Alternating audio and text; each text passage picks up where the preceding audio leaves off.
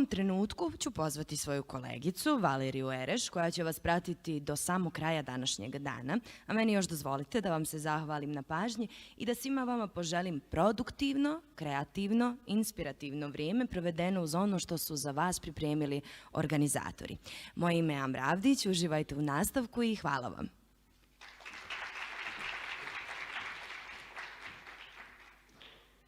Thank you, Amra. It's really hard to speak after you. And from now on, as you can see, we will switch in English.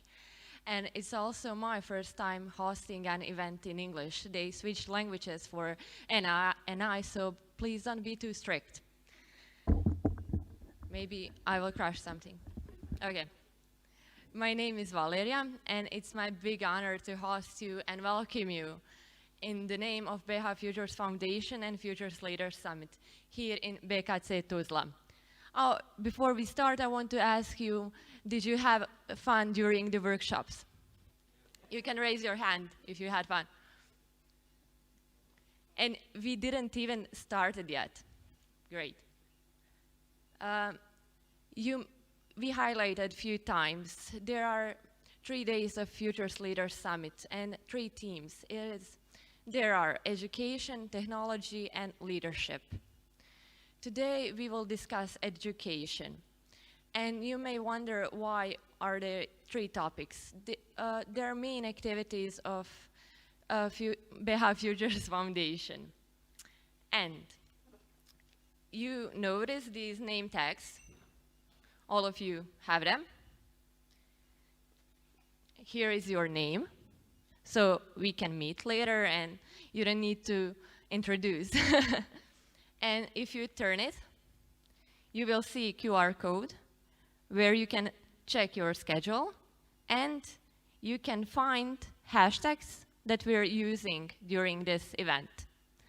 Since I'm Chief Marketing Officer at BH Futures Foundation, please take pictures, take videos, tag us, tag BH Futures Foundation, tag Futures Leaders Summit.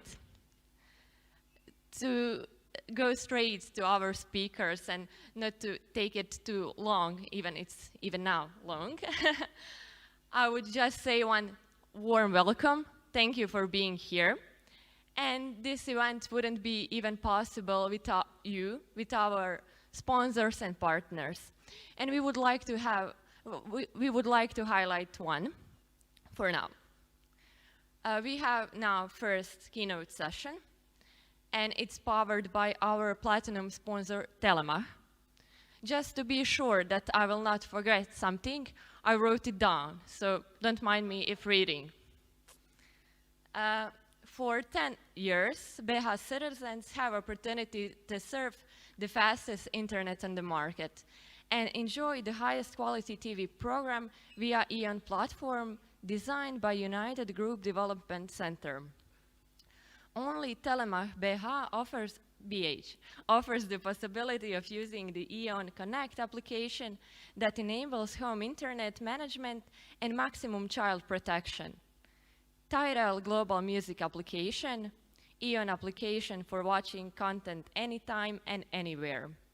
Uniphone application that allows the use of Telemach, fixed number, wherever you are in the country or abroad. Unify, that is largest Wi-Fi network in Bosnia and Herzegovina and the region. You can return TV channels up to 7 days back. EON profiles, EON Kids, and Video Club with over 20,000 titles. Telemach directly employs more than 650 people. And you can find them all around the building, and you can maybe ask them, how do you get a job there? All of them are part of family, and special attention is paid to each of them in these we are witnessing challenging times.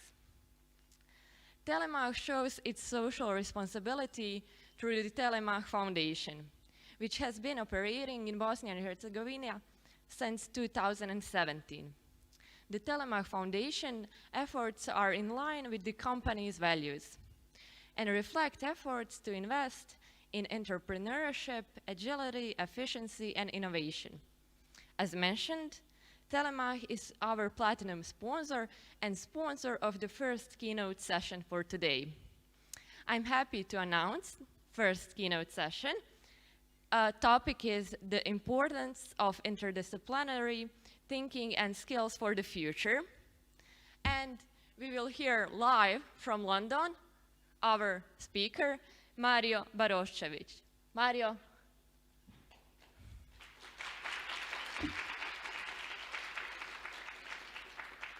While we're waiting to Mario to join us, I will say a few words about him.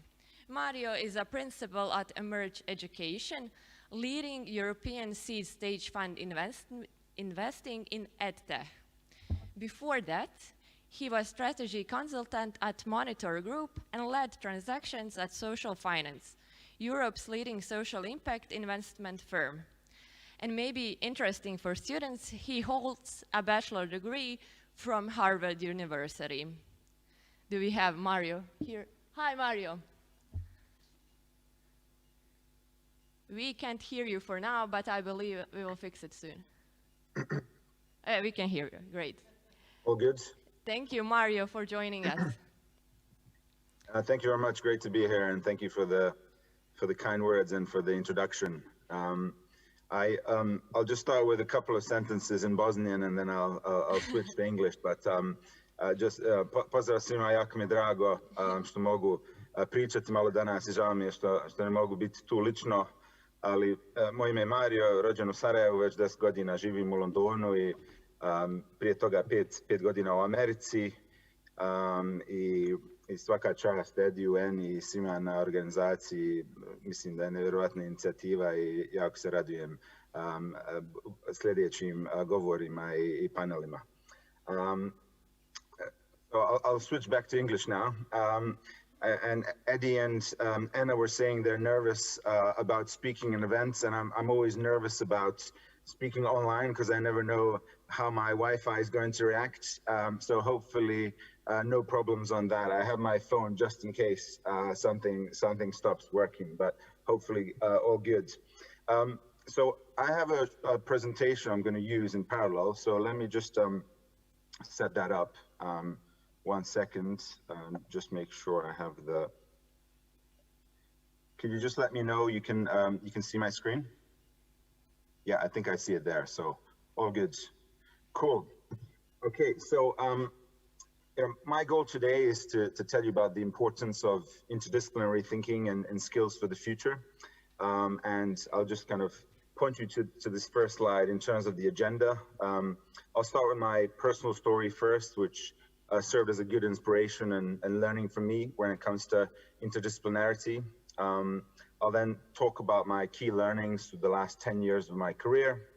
I then really want to emphasize and talk about the importance of hard and soft skills. I want to emphasize soft skills a lot in this presentation as something I consider an important element for anyone's career and an important foundation if we think about interdisciplinary thinking as well.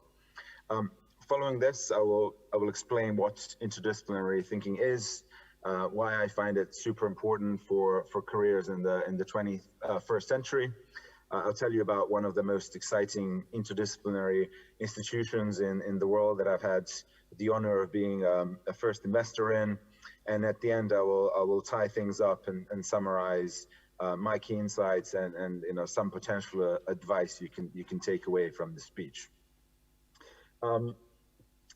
I have a lot of time to speak. I think it's 30 minutes, so I'll try to keep it shorter than that.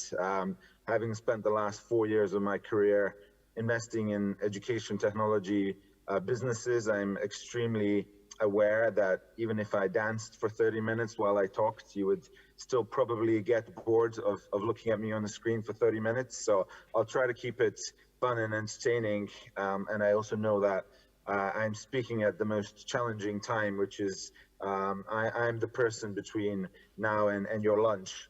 So I'll be mindful of that as well, so you can get to your well-deserved lunch soon. So let me start then. I think it's good to just start with my story of how I got to where I am now. So I was born and raised in Sarajevo, Bosnia. lived as refugees during the war for 4 years in the UK. Came back in 1996, finished school, finished high school, and throughout high school I was always very good at maths, but I never really liked maths. I was never inspired by how my professors taught it, and never really understood why we needed complex trigonometry and other calculus and in life. I also never really had a clue about what I wanted to do in life. And I was reflecting kind of back to my childhood. I would go with my mom to a school where she worked in England, and I remember often hearing questions addressed to kids asking, what do you want to be in life when you grow up? And answers range from, doctors, astronauts, and yet I'll never forget the best response I ever heard to this question was from a 4-year-old that said, I wanted to be a dinosaur. And, whenever someone asks me this in the future, I would usually refer to dinosaur just to point out how absurd the question was, given I never had a clue at the age of 6, 7, 10, 12, what any career actually meant in terms of day-to-day work, or let alone what I wanted to commit the rest of my life to. So, 17 years old, it crept up, and I was running out of time really to figure out what I wanted to do. I finished, Druga Gimnazia in Sarajevo, and I just ended up, applying to study engineering and computer science in Sarajevo. I had a perfect GPA, perfect entry exam score, and it looked like I was, set, but at the same time, I was just very scared. I had no idea what I was getting into and whether that was the right choice for me. And well, at the time, I was this, 17-year-old punk with a mohawk that tried to look cool. I was actually pretty scared for my future. So, what happened then? In parallel to all of this, my last year of high school, I discovered a great, scholarship program in the US that accepted international students and gave them scholarships. So I applied. I figured I had nothing to lose. I traveled to Banja Luka to take one entry test, and to Belgrade to take another, because Sarajevo at the time wasn't offering the exams I needed to take.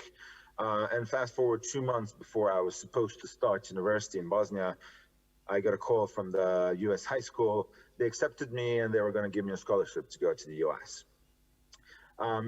I thought about it for a day, probably, or more than that, but I didn't hesitate much and decided to go for it. I was, going to do another year of high school and then try to get into a U.S. university that was going to give me financial aid, because my parents obviously couldn't afford to pay for me studying in the U.S. So I went to this great institution, Phillips Exeter Academy. Some of you might have heard. I worked there extremely hard for a year, probably slept 4 or 5 hours a day, and ended up applying to 17 universities, hoping one of them would accept me, and I got very lucky. I got accepted by Harvard. I got a full scholarship, and I was extremely happy. So, to tie all of this back together with interdisciplinarity, the main reason I wanted to study in America was because it was unique in the world because of its liberal arts education. At Harvard, I had 2 full years to decide what I wanted to study. I realized early on that engineering actually didn't excite me that much. I fell in love in history and politics, which I ended up committing to and studying. But along the way, I was able to take classes in social psychology, education, maths, music, and a million other things, right? So Harvard and its liberal arts education for me was like Disneyland. Any course I could imagine they had, and I could take it and quench my curiosity and intellectual thirsts. So I wanted to learn about everything, and America for me was the perfect place. I was involved in tons of extracurriculars. I learned how to be a treasurer for organization.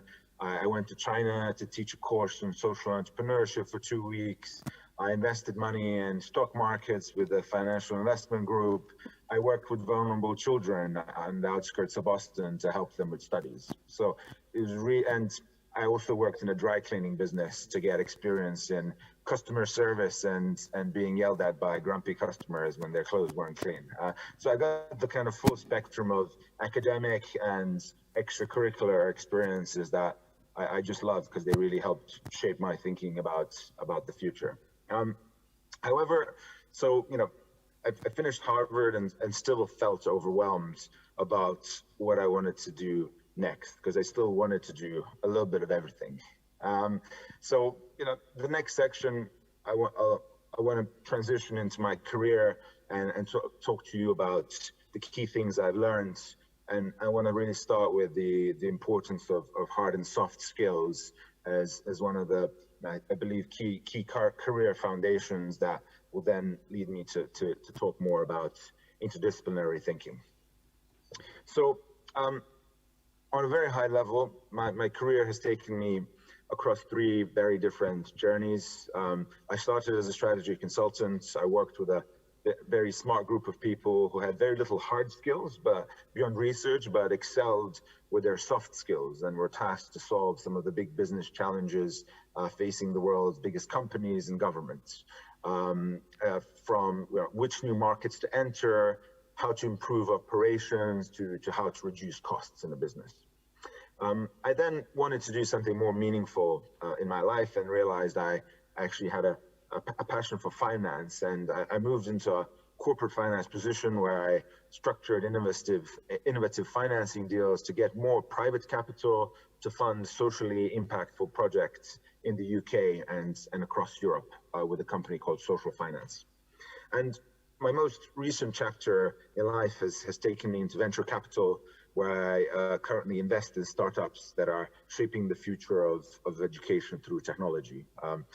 As you can hear from my story, education played a huge role in my life, and 4 years ago I realized that was the sector I wanted to dedicate my career to, and this was in my late 20s. And you know, what we do essentially is invest in new technologies we believe can significantly increase access to amazing education across the world while decreasing costs and giving everyone opportunities, no matter where they're born, to you know, fulfill their potential. So in summary, I've gone from research to corporate finance, venture capital, and when I try to explain to elderly in my family what I do, no one still gets it, and how I'm just hopping around between careers. I don't know if you guys hear this from your grandparents, but everyone still asks me, "Šta si ti ono po struci?" What did you study again? And didn't you study political science? And how come you're working in finance now? Or the second most frequent question I get asked is, when are you going to do your master's? Enough about career, but when are you going to do your master's? Personally, I've loved this journey, and I've loved being able to apply all the skills and domain knowledge I have had, starting with my liberal arts degree in the US across hundreds of different work contexts. And I've learned a ton over the last few years, and I just think, for every time you're asked this question, what are you by trade, or when are you going to do your next study? The world needs to realize that this is not how we operate anymore. We're not operating in these silos of subjects. The world is rapidly changing, and we need to be flexible. We need to be able to move between careers and apply various walks of knowledge and skills to progress. So I'll talk about that more a bit later. I wanted to kind of extract three big lessons I have had so far in my career to date before jumping into interdisciplinarity. So let me start with the first one around, hard skills are a super good foundation. When I started my first job, I realized that I really didn't have any hard skills. I was smart, so I could do research, but that was it. I also realized that even though I studied at one of the best universities in the world, not having hard skills did not help me with finding a job. I had to apply to 100 places to get one job offer. My computer science friends didn't even have to apply to jobs, and they were just receiving offers from everywhere and everyone. So when I wanted to transition from my career, I also realized I didn't have that many options in my restricted research and analytical hard skills and an array of soft skills. Everyone was looking for more hard skills and more experience solving real problems. Saying I could write a great essay explaining through 5 theories why World War I started in university wasn't a skill that was going to get me far in my career. So at the same time, all my friends that studied engineering had no problems in progressing in their career. Their paths were clear. So that was a big lesson for me around the importance of hard skills. So I'll transition into the next one, which is, hard skills alone can only get you so far. So for my second job, I realized that I really wanted to gain hard skills, and so I did. I taught myself financial modeling.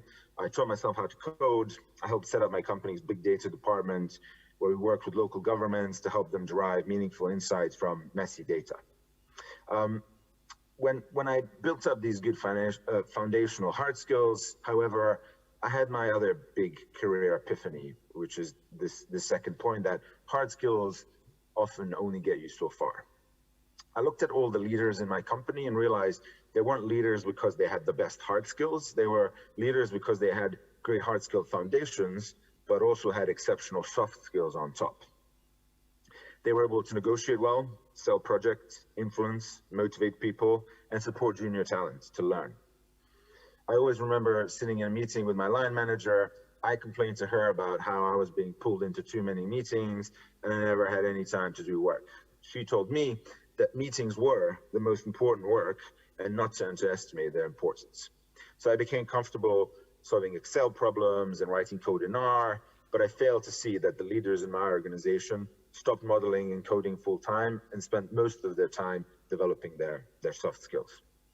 So just wanted to add a caveat here. Now, don't get me wrong, you can go very far in your career with hard skills alone, and they're great. But from my perceptions, in many instances, if you want to get to the top and really become a leader, which I guess the theme of this conference is, even becoming a head of engineering or a CTO, shaping the vision and future of the products in the companies, you end up doing very little of the coding and end up relying a lot more on the soft skills. So I'll wrap this up with the third point, which is, while I've always naturally been an introvert and preferred doing research and solving quantifiable problems and challenges, I decided to step outside of my comfort zone and move into a job that was a lot more about social skills. I learned really quickly that it was hard skills that were actually often easier to acquire because there was a path to get from A to B. You could quantify knowledge with certain code, and I realized that soft skills were actually the hard ones to learn and acquire. When I had to build a good financial model, there was always a relatively defined path to get there. When I had to negotiate an investment, there was never an obvious path to get there. I could never 100% prepare for a negotiation, and I could never know what the other person would say or how they would react to what I said. I quickly realized that investing in companies needs a good foundational hard finance and research skills, but also really requires strong soft skills. You can look at the best Excel model in the world, look at the best deck for a company, but if you are not able to judge people, evaluate their skills, understand their motivations, negotiate well, you will struggle to be an investor. So now that you know everything there is to know about my academic and career background, let me transition into the main reason why you're listening to me as I tied this all together with this concept of interdisciplinarity. So if I were there in the room, I would have loved to ask you to raise your hands and tell me how many of you are able to define the term interdisciplinarity. So maybe you want to raise your hands and then I can ask the organizers later how many were able to. So raise your hands if you know how to clearly define interdisciplinarity. You can raise your hands and I will give you a microphone so you can answer this question. Okay, microphone goes to this blonde, beautiful girl. Okay, great. So what's your take? How would you define interdisciplinarity? That's this disciplinarity that unites two disciplinarities into one. Yeah, that's a great summary. Yeah, in a nutshell, in a nutshell, very much so. So I'll take you to a more academic definition just to elaborate on that. But this is a definition from a former professor of interdisciplinary studies at London School of Economics. He says, interdisciplinary study is study or research which combines the methods, the knowledge of two or more existing disciplines in order to create a synthesis which would not have been possible using only one of the disciplines. So now that we're on the same page, let me dig into this topic. The question I have is, has interdisciplinarity always been important throughout history? And my view here is that it hasn't been seen that important in terms of how we've structured as individuals and societies over time. We have historically structured our society around these highly specialized roles, from hunter-gatherer societies to the industrial age. Everyone has had their super specific roles that they followed throughout their whole careers. Hunters hunt for the deer, others take care of the kids, rotate the mill, deliver the milk, very specialized roles and functions that have followed us through to the Industrial Revolution period.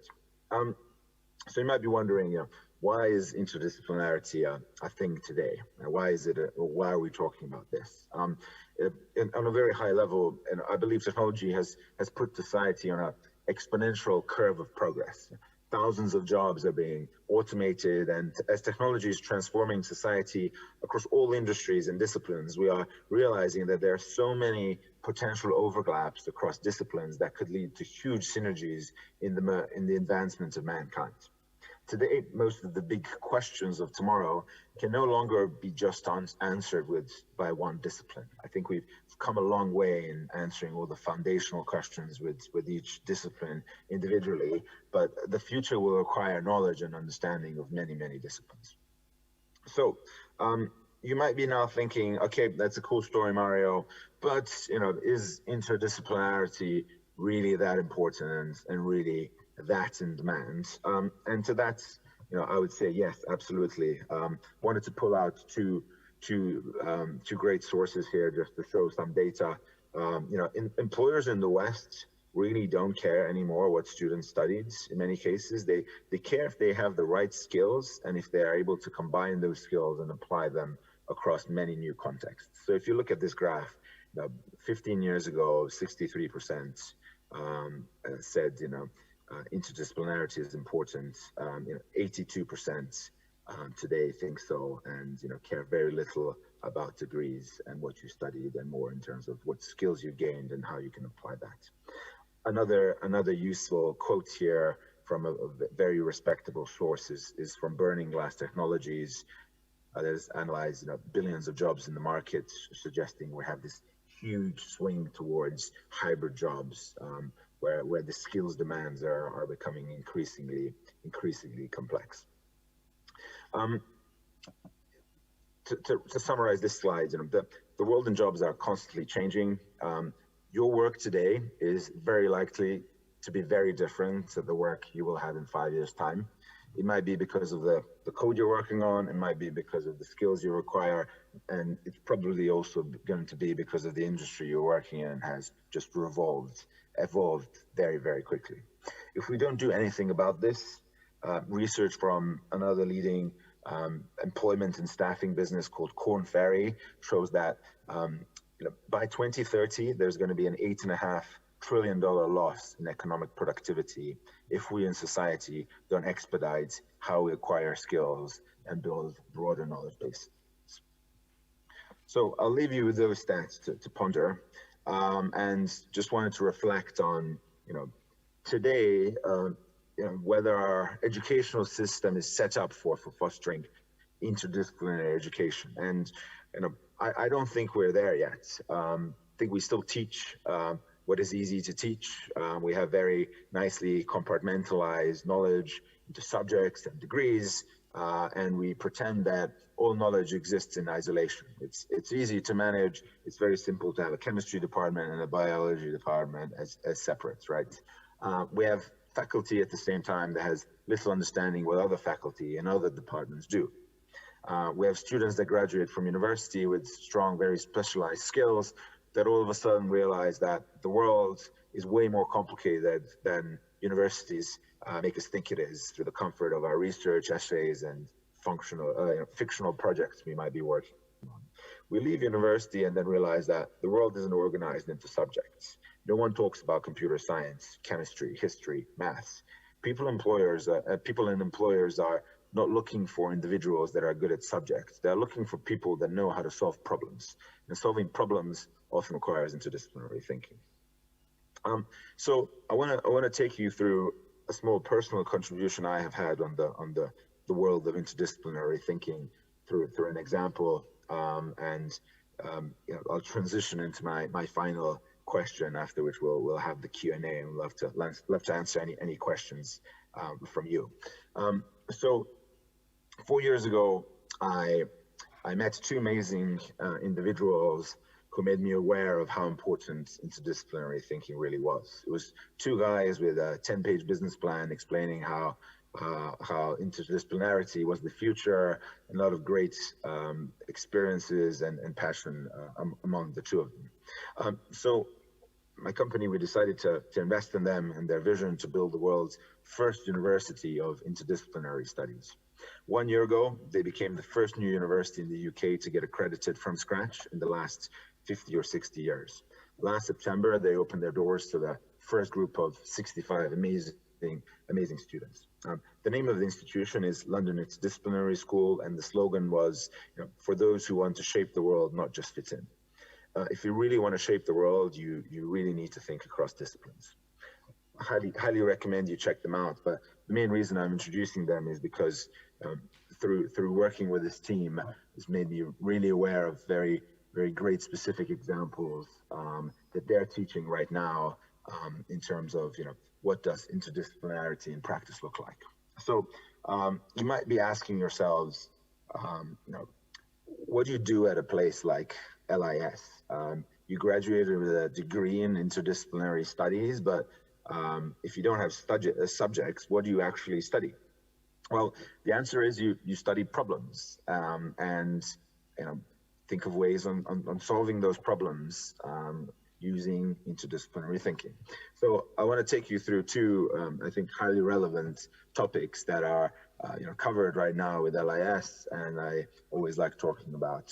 So one is autonomous driving, and the other is obesity. So if we start with autonomous driving, you can be the best developer in the world, but if you're only a developer, you will never be able to build the best autonomous driving solution. Why? Because autonomous cars just don't work in empty spaces on Mars. They happen in uninhabited, driving happens in inhabited spaces with other cars. What happens when the car is going to crash into a human, and if it has the choice of either killing the driver or the human? There's so many questions that coding alone can't solve. We need philosophy and ethics. There's just two very basic fundamentals here in terms of driving solutions in a category like this. Another topic is obesity. Is solving obesity simply as easily as telling people to stop eating unhealthy food?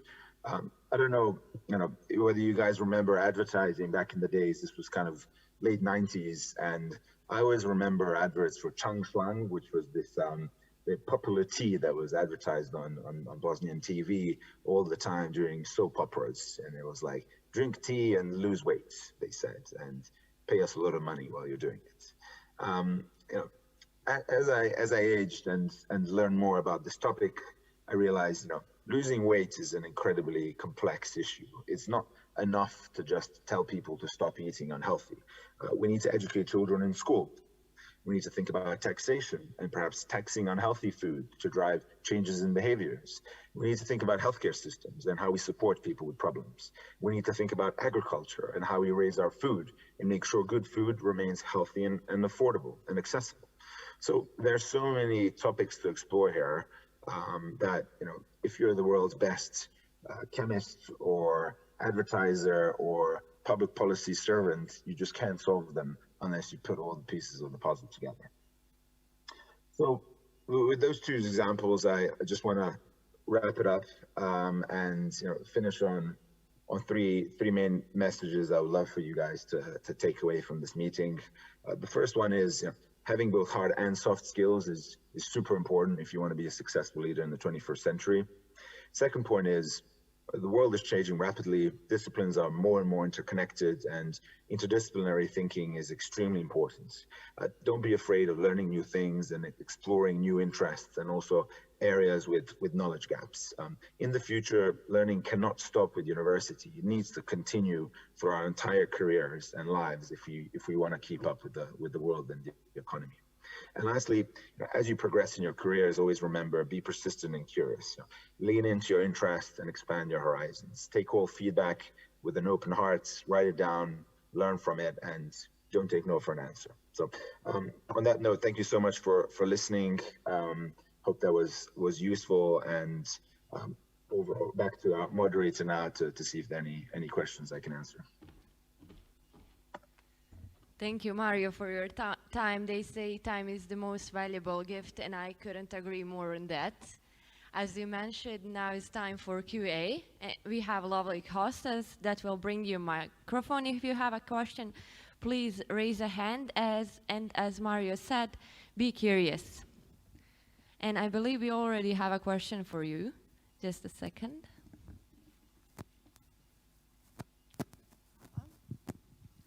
Hello, Mario. Thank you for taking the time and for your presentation.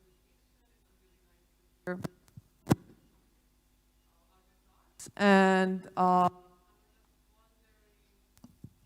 not going on with the mic. I was just how do you pick to invest in Bosnia? I'm really sorry, but the connection is a bit, it's cutting up a little bit. I heard the start. How do you pick, and I heard invest in Bosnia. It's like, I will repeat the question. The question was, how do you choose in which startup to invest, and do you invest anytime in Bosnia startups?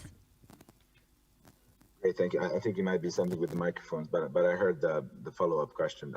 Thank you, great question. In summary, with this fund, a lot of our investments have been coming from Western Europe just by nature of the companies we're seeing. I am very actively speaking to investors in the Balkans, and I would be very passionate about investing in a great team of entrepreneurs in Bosnia, solving some of the big problems we have in education. So always happy to speak with individuals that have a great idea in this space and help support, mentor, and hopefully invest. In terms of how we pick ideas, you can see more on our website. So as a former consultant, I love to do research, and I love to dig deep into problems. And most of our investing is very thesis driven, and we write about it very actively. So that is the starting point. We need to believe that there is a big opportunity to really make a big impact on the world through the technologies, and we need to believe, based on our networks of students, higher education leaders, corporate leaders, that these are real fundamental problems to them. So that's usually a starting point for us to invest in. We need to believe that the problem is there. And if you think about your average venture capital fund, you need to believe that there is a sustainable model here where you could be making strong impact, but also be generating 50 to 100 million euros in revenue over a period of 5 to 10 years per year, but getting that in 5 to 10 years. So the market's potential is number one, and I'd say number two is the team, right? So as much as I talk about skills now, it's really important that the team that is building the solution either has the right set of foundational skills we think are important for a business that they're building, or we believe have the right fluid intelligence and potential to acquire those skills quickly or hire and find top talent that can help plug in those skills gaps. So that's one side of the team, and the other is ambition. So we want to back people that are just bursting with ambition and motivation to really change the world, which was the case when we invested in London Interdisciplinary School. Starting a university from scratch and getting accredited in the UK in 3 years is incredibly difficult, incredible of sleepless nights, weekends of work, So, really important that the team that's starting this isn't just starting it because they think this is a cool idea. This has to be like the thing you dedicate your life for the next, 7-10 years. So market and team, I'd say, are the two big ones. And in summary, if anyone's building anything in Bosnia, we'd love to chat. Thank you for your question. Thank you for your answer too. And we have one more question. And two more questions. Hello, Mario. Okay, it's okay. So my question to you is, do you believe, you said in your talk that you go to university, study, and then end up on doing an exam which is fictive, I guess. So it's not real world, it's not a real world problem. Is it possible, do you believe, is it possible that at a university you end up, that students do exams based on real world projects? I guess so you have a math student, a computer science student, physics student, and the exam is build a project that somebody, even if it's just one person, is using in the real world. Do you think such a world is possible for the universities? Yeah, I love that question. That's a great question. Do I believe? Yes, absolutely. Do I think it's going to be quick to happen? No, I think it's going to take time, right? What's the main challenge, right? The main challenge is universities have been operating the same way since Bologna back, a millennium ago, and they're used to working in departments. And good luck telling a professor that's 60 years old that spent the last 40 years teaching the same old thing that they should change how they work. It's just very, very hard. Do I think there are examples, and do I think this is exciting? Like, absolutely. I think this is the most exciting thing universities can do to prepare students and to help them get into better jobs, right? We're lucky to have invested in a couple of companies in this space. So, I'll tell you how this could look like. One example is a company we're working with that partners with universities and then partners with the world's leading tech businesses like Salesforce, Tableau, Xero. These guys have hundreds of thousands of jobs they're looking to hire for, but they can't find the talent or the right skills because universities aren't teaching this.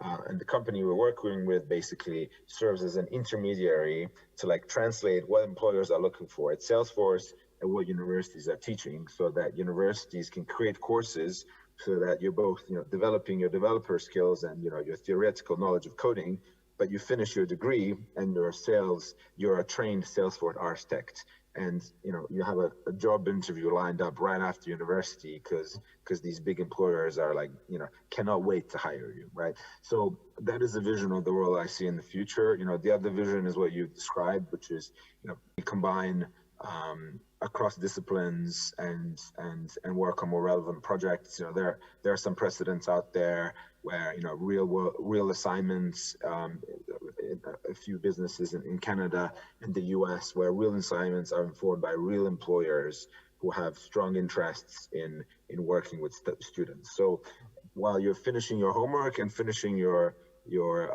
assignments, at the same time you are solving real problems for employers that are looking to hire you after you finish university. So instead of just these fictional things you're building out, you're actually building out a portfolio of real problems you've solved for real companies in the world. So absolutely, in summary, I think super exciting, and I would love to see the world move more in that direction. Thank you, Mario. And I believe this is last question for Mario. Mario, can I be free and say that they can reach out to you and continue this conversation on LinkedIn? Absolutely, please do. And Hello, please- Mario. My name is Nihad, and I have two questions. First one is, what is your take on current situation regarding interdisciplinarity in Bosnia and Herzegovina? And the second one is, in your opinion, do companies really look for interdisciplinary thinking and skills, or they just look for cheap workforce right at this moment? And thank you. Yeah, this is a great question. So, I can't speak with authority on the Bosnian educational system because I didn't go through the university space. I can speak through experiences of my friends, and I can say, I don't think we've gone too far down this path of interdisciplinarity, and I think we're still, very much siloed in departments. I don't think it's just a Bosnia problem. I think it's a Europe problem, and I think Europe is quite far behind the US in many aspects of interdisciplinarity. In terms of hiring, I think the question is always it depends in terms of who people are looking to hire, at what costs and prices, and when. I think as junior talents in today's economy, unfortunately, if you don't have the most in-demand skills, it is an employer's market where they dictate the terms and prices, and unfortunately that brings salaries down and gives a lot of the power to the employer rather than the employees. But I'd say again, strengthening your skill sets, your portfolios of experiences across more than just one skill and discipline, I think always helps with starting salaries and if not starting salary, then future salaries and progression. So I'll leave it at that.